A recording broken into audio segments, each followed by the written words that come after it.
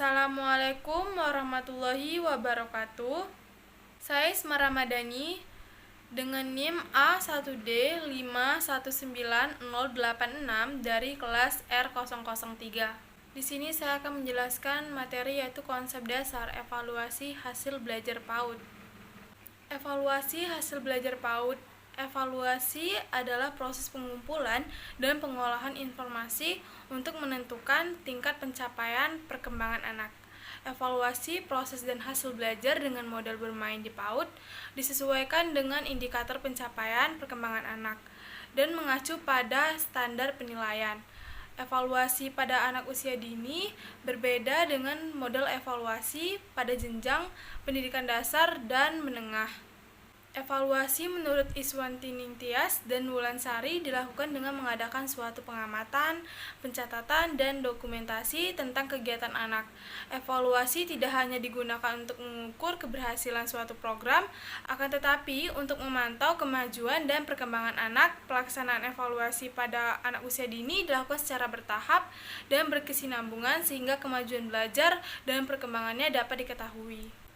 Tujuan evaluasi pembelajaran pendidikan anak usia dini yang pertama untuk mengetahui aspek fisik berbagai aspek perkembangan anak secara individual yang meliputi aspek fisik motorik, kognitif, bahasa, sosio-emosional, dan sebagainya serta memberikan informasi perkembangan anak secara spesifik. Yang kedua, untuk diagnosa adanya hambatan perkembangan maupun identifikasi penyebab masalah belajar pada anak. Yang ketiga, membantu guru menetapkan tujuan dan merencanakan program. Yang keempat, untuk memberikan tempat dan program yang tepat untuk anak, dalam hal ini untuk mengetahui apakah anak membutuhkan pelayanan khusus.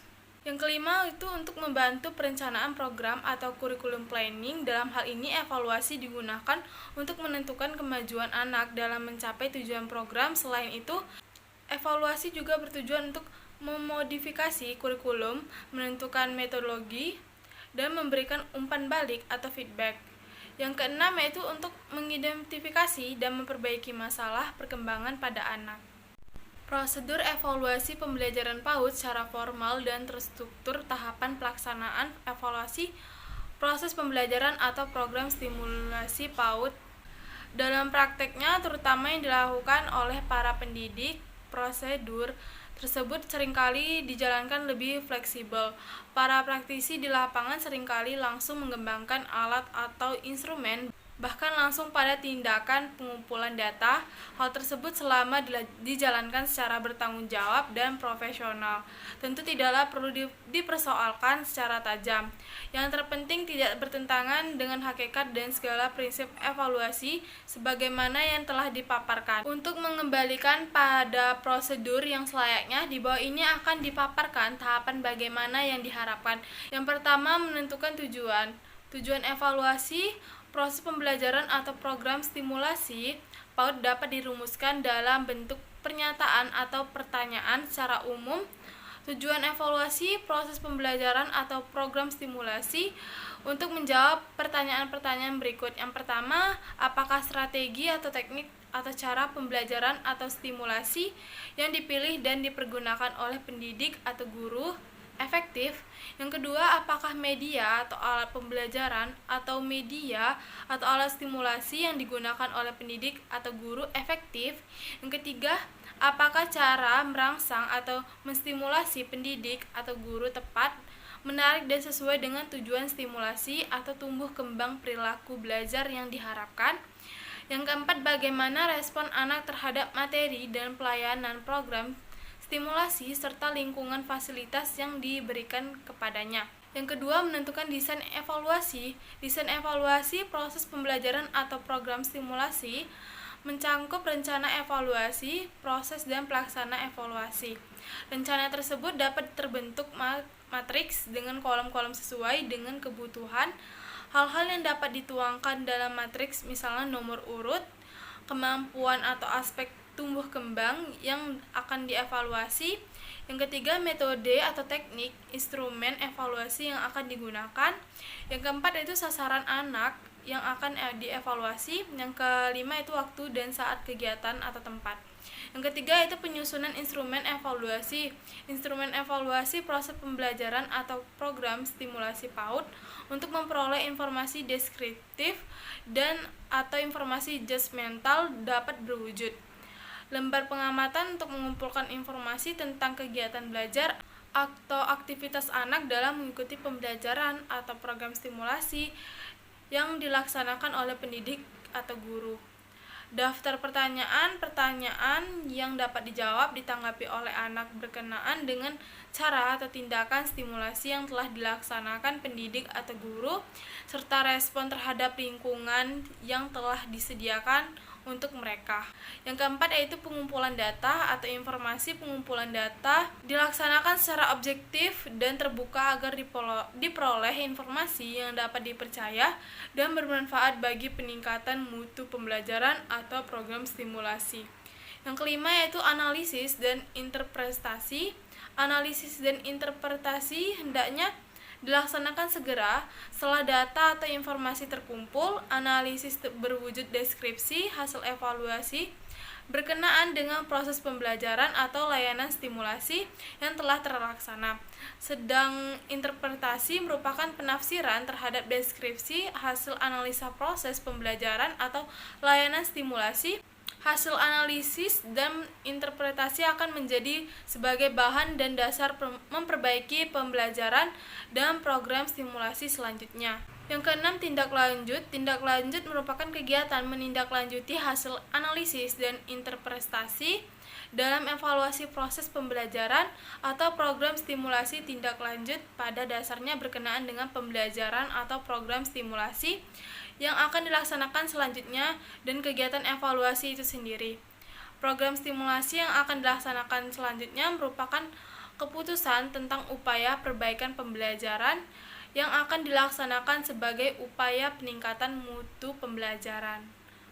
Sedang tindak lanjut evaluasi pembelajaran berkenaan dengan pelaksanaan dan instrumen evaluasi yang telah dilaksanakan mengenai tujuan, proses, dan instrumen evaluasi, proses pembelajaran atau rangkaian layanan program stimulasi.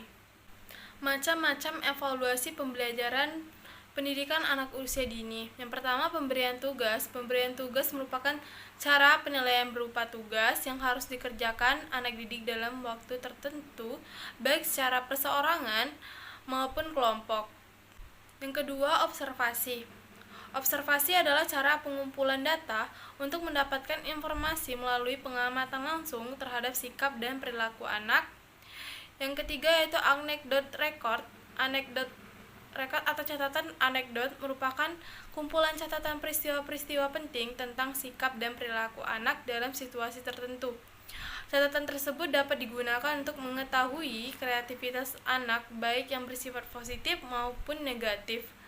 Kemudian ditafsirkan guru sebagai bahan penilaian setiap akhir semester. Yang keempat yaitu unjuk kerja. Penilaian unjuk kerja dilakukan berdasarkan tugas anak didik dalam melakukan perbuatan yang dapat diamati, misalnya berdoa, bernyanyi, dan berolahraga. Yang kelima yaitu percakapan. Percakapan dilakukan untuk mendapat informasi tentang pengetahuan atau penalaran anak mengetahui sesuatu. Percakapan merupakan pengumpulan data dengan jalan mengadakan komunikasi dengan sumber informasi yang dilakukan dengan dialog atau tanya jawab. Penilaian percakapan dapat dibedakan menjadi percakapan terstruktur dan tidak terstruktur. Percakapan terstruktur dilakukan sengaja oleh guru dengan menggunakan waktu khusus dan menggunakan suatu pedoman walaupun sederhana. Dalam hal ini, guru sengaja ingin menilai pemahaman anak terhadap kemampuan tertentu seperti berdoa, bernyanyi, menirukan ucapan guru, menyebutkan nama-nama benda yang mempunyai sifat tertentu, menanyakan rasa. Percakapan tidak terstruktur adalah menilai percakapan antara anak dengan guru tanpa dipersiapkan terlebih dahulu yang dilakukan pada jam istirahat atau ketika sedang mengerjakan tugas. Yang terakhir yaitu portofolio. Portofolio adalah kumpulan tugas dan pekerjaan seseorang secara sistematis Berdasarkan pengertian ini, guru dapat mengoleksi karya peserta didik berdasarkan aturan tertentu. Dalam bidang pendidikan, portofolio berarti pengumpulan karya anak selama mengikuti kegiatan pembelajaran pada satuan pendidikan tertentu. Portofolio dipergunakan untuk mengukur prestasi belajar anak yang bertumpu pada perbedaan individual. Dengan demikian, penilaian portofolio dilakukan dengan membandingkan karya anak dari waktu ke waktu dengan dirinya sendiri. Demikian yang dapat saya sampaikan, lebih dan kurangnya saya mohon maaf. Saya akhiri, wassalamualaikum warahmatullahi wabarakatuh.